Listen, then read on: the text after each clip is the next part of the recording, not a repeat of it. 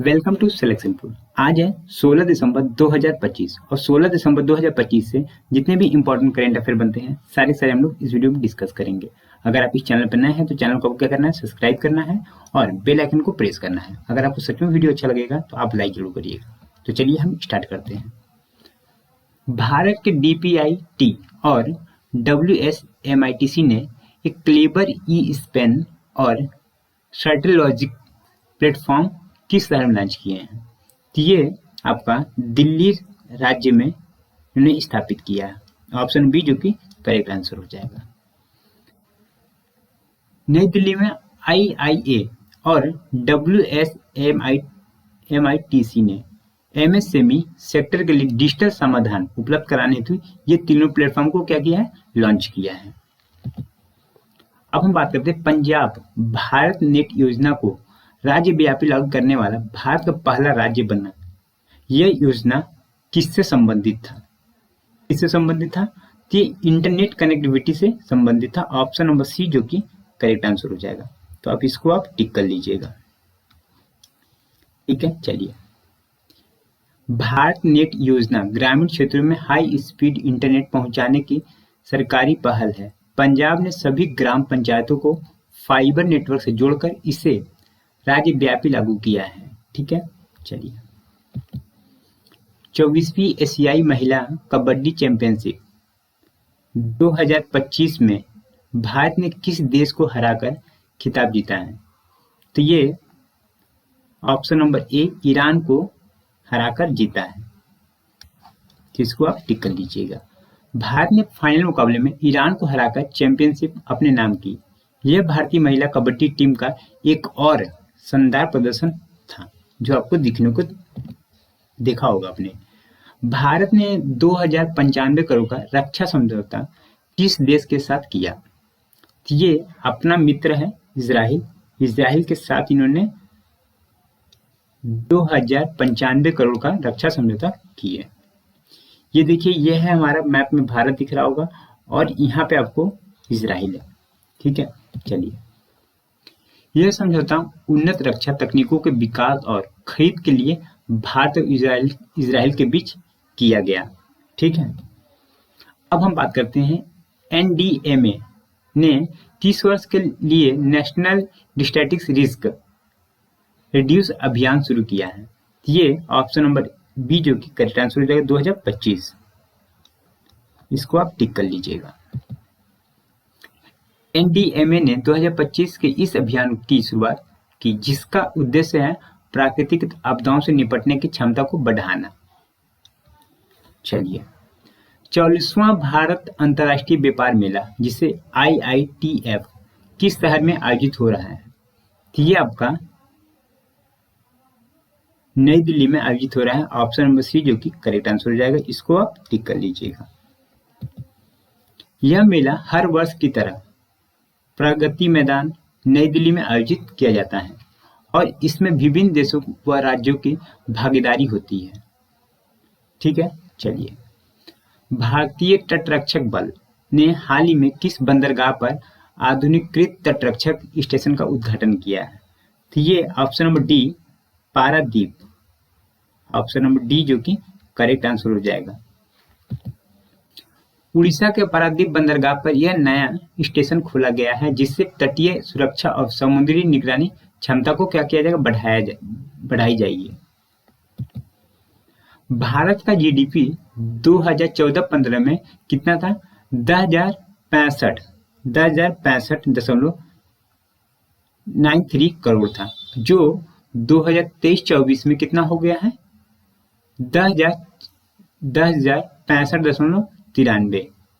ठीक है, तो कितना हो गया है? 10,065.93 करोड़ था कब? 2014-15 में। और 2023-24 में कितना हो गया है? तो इसका जो करेक्ट आंसर हो जाएगा ऑप्शन नंबर डी 34,908.75 करोड़ रुपए का हो गया है GDP। ठीक है, चलिए। अब हम बात करते हैं भारत और नेपाल ने किस प्रोटोकॉल पर विनिमय पत्र का आदान प्रदान किया? तो ये आपका पारगमन संधि प्रोटोकॉल। ऑप्शन नंबर बी जो कि करेक्ट आंसर हो जाएगा। ठीक है, दोनों देशों में परागमन संधि प्रोटोकॉल पर विभिन्न विनिमय पत्र को एक दूसरे को क्या दिया गया, दिया गया। ठीक है, चलिए अब हम बात करते हैं कि ये ANTF जो एक फोर्स है किस स्थान पर शुरू हुई है। तो मीटिंग किस स्थान पर शुरू हुआ है, ये आपका कोहिमा में ये मीटिंग शुरू हुआ है। ऑप्शन बी जो कि करेक्ट आंसर हो जाएगा। ठीक है, चलिए यह बैठक नागालैंड पुलिस परिसर कोहिमा में शुरू हुई है। ठीक है, चलिए इसका उद्देश्य है मादक पदार्थ तस्करी को रोकना। अब हम बात करते हैं स्टैटिक जीके। स्टैटिक जीके कहीं ना कहीं आपके एग्जाम के लिए बहुत ही इंपॉर्टेंट रोल रखता है और इससे लोगों को पढ़ना चाहिए। काफी लोग नहीं पढ़ते हैं, छोड़ देते हैं, पर इसी की वजह से हम लोग का कोई भी एग्जाम वगैरह में कट ऑफ कम हो जाते हैं, इसी की वजह से। तो सिंध पर विजय प्राप्त करने वाला अरब सेना के सेनापति का नाम बताइए। तो सिंध पर जब विजय प्राप्त किया था उस समय कौन था, मोहम्मद बिन कासिम। ऑप्शन नंबर डी जो कि करेक्ट आंसर हो जाएगा, इसको आप टिक कर लीजिएगा। मोहम्मद बिन कासिम ने भारत पर पहली बार आक्रमण करने वाला अरब मुस्लिम था। कौन था, भारत पर पहली बार शासन करने वाला अरब मुस्लिम था। उसने 712 ईस्वी में मोहम्मद बिन कासिम द्वारा भारत पर आक्रमण किया गया था, जो अरब का निवासी था। उस समय की बात बताएं, समय सिंह का शासक दाहिर था, जिसे मोहम्मद बिन कासिम ने हराया था। मोहसिन बिन कासिम ने किसको हराया था, दाहिर को हराया था। ठीक है, चलिए मोहम्मद गजनी ने निम्नलिखित में से किस प्रसिद्ध मंदिर पर धावा बोला था। तो मोहम्मद गजनी ने सोमनाथ मंदिर पे धावा इसने बोला था। ऑप्शन नंबर सी जो कि करेक्ट आंसर हो जाएगा। मोहम्मद बिन गजनी द्वारा सोमनाथ के प्रसिद्ध मंदिर को 1025 ईस्वी में लूटा गया था। फिर उसके बाद कब इसने लूटा, 1018 ईस्वी में उसने मथुरा नगर पर धावा बोला और उसने काफी ढेर सारे संपत्ति को लूटकर ले गए और मोहम्मद ने अनेक भव्य मंदिरों को ध्वस्त किया तथा लूट में अपार संपत्ति प्राप्त की इन्होंने। चलिए अगर हम तराइन की दूसरी लड़ाई में बात करें तो तराइन की दूसरी लड़ाई में पृथ्वीराज को किसने हराया था। तो पृथ्वीराज को मोहम्मद गौरी ने हराया था। ऑप्शन नंबर सी जो कि करेक्ट आंसर हो जाएगा, इसको आप टिक कर लीजिएगा।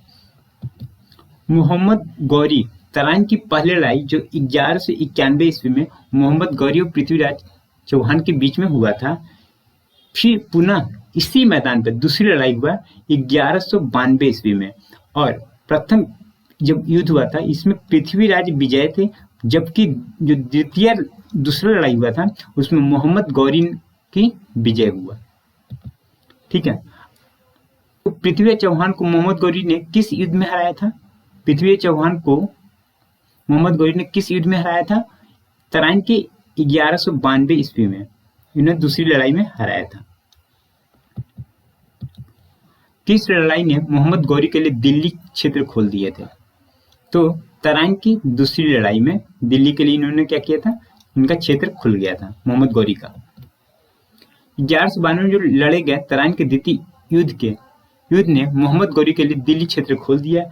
इस युद्ध में मोहम्मद गौरी ने इस क्षेत्र पर शासन करने वाले पृथ्वीराज चौहान को पराजित कर इस क्षेत्र पर अधिकार कर लिया था। दिल्ली के क्षेत्र पर इन्होंने अधिकार कर लिया था। ठीक है, अब हम बात करते हैं जो मैंने कल का क्वेश्चन दिया था कि हाल ही में किसे राजीव गांधी खेल रत्न पुरस्कार 2025 से सम्मानित किया गया है। तो ये लक्ष्य सेन, ऑप्शन नंबर सी डी जो कि करेक्ट आंसर हो जाएगा, इनको प्राप्त दिया गया है। तो ऑप्शन डी जो कि करेक्ट आंसर हो जाएगा। लक्ष्य सेन को बैडमिंटन में उत्कृष्ट प्रदर्शन के लिए पुरस्कार दिया गया है। ठीक है, हाल ही में भारत ने किस देश के साथ क्लाइमेट इनोवेशन पार्टनरशिप शुरू किए हैं।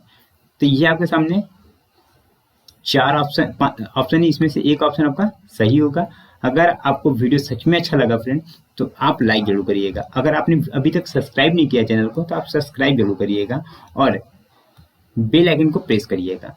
तो अब हम मिलते हैं नेक्स्ट वीडियो के लिए, तब तक के लिए जय हिंद, जय भारत। जहां भी रहिए अच्छे रहिए, कुशल मंगल रहिए और अच्छे से पढ़ाई करते रहिए। धन्यवाद।